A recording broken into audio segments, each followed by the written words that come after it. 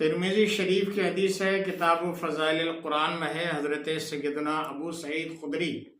رضی اللہ تعالی عنہ سے روایت ہے کہ رسول اللہ صلی اللہ تعالی علیہ وآلہ وسلم نے ارشاد فرمایا، اللہ تعالی ارشاد فرماتا ہے، جسے قرآن نے میرے ذکر اور مجھ سے سوال کرنے سے مشغول رکھا، یعنی قرآن کی تلاوت کی وجہ سے ذکر و دعا کا وقت ہی نہ ملا، اسے میں اس سے بہتر دوں گا جو مانگنے والوں کو دیتا ہوں۔ اور کلام اللہ کی فضیلت دوسرے کلاموں پر ایسی ہی ہے جیسی اللہ عز و جل کی فضیلت اس کی مخلوق پر ہے۔ معلوم ہوا کہ قرآن کریم کی تلاوت کرنے سے اگر ہم اللہ سے دعا نہیں کر پائے تو قرآن میں مشغولیت کی وجہ سے اللہ تعالی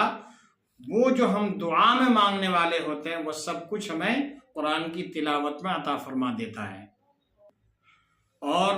حضرت ابو سعید خدری رضی اللہ تعالیٰ عنہ سے ایک دوسری روایت منقول ہے کہ رسول اکرم صلی اللہ تعالی علیہ وآلہ وسلم نے ارشاد فرمایا کہ تم اپنی آنکھوں کو اس کی عبادت میں سے حصہ دو۔ عرض کی گئی، یا رسول اللہ صلی اللہ تعالی علیہ وآلہ وسلم، آنکھ کا عبادت میں سے حصہ کیا ہے؟ ارشاد فرمایا، قرآن مجید کو دیکھ کر پڑھنا، اس کی آیتوں اور معانوں میں غور و فکر کرنا، اور اس میں بیان کیے گئے عجائبات کی تلاوت کرتے وقت عبرت و نصیحت حاصل کرنا۔ سبحان اللہ! معلوم ہوا کہ قرآن کریم کو پڑھنا بھی عبادت ہے اور قرآن کریم کو دیکھ کر پڑھنا اور زیادہ عبادت ہے، یعنی دیکھنے میں بھی ثواب ہے۔ اور حضرت سیدنا حضور خواجہ غریب نواز رحمۃ اللہ تعالی علیہ کا قول بھی ہمیں ملتا ہے، آپ ملفوظ میں فرماتے ہیں کہ قرآن پڑھنا بھی ثواب ہے اور قرآن کو دیکھنا بھی ثواب ہے۔ اسی طریقے سے کعبۃ اللہ کا طواف کرنا بھی ثواب ہے اور کعبۃ اللہ کو دیکھنا بھی ثواب ہے۔ تو قرآن پڑھنے کی فضیلت اپنی جگہ پر ہے، مسلم ہے،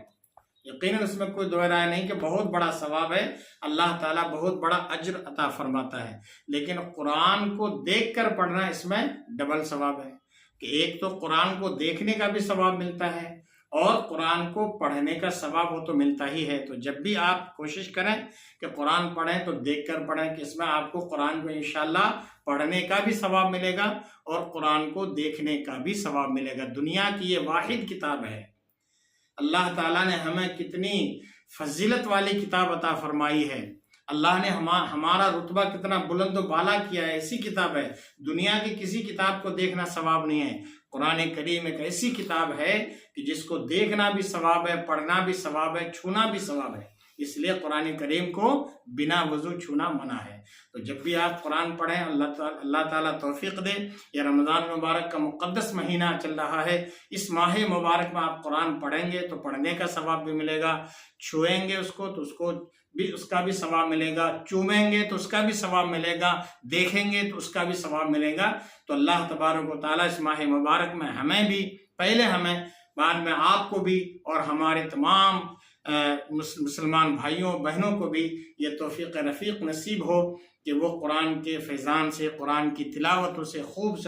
مالا مال ہوں، کہ اس مہینے میں ایک نیکی جو کرتا ہے وہ 70 نیکیوں کا ثواب پاتا ہے۔ کتنا مقدس مہینہ ہے، تو جتنی ہو سکے نیکیاں لوٹیے، بہاریں لوٹیے، اجر و ثواب لوٹیے۔ یہ مقدس مہینہ ہے، لوٹنے کا مہینہ ہے، لوٹتے رہو۔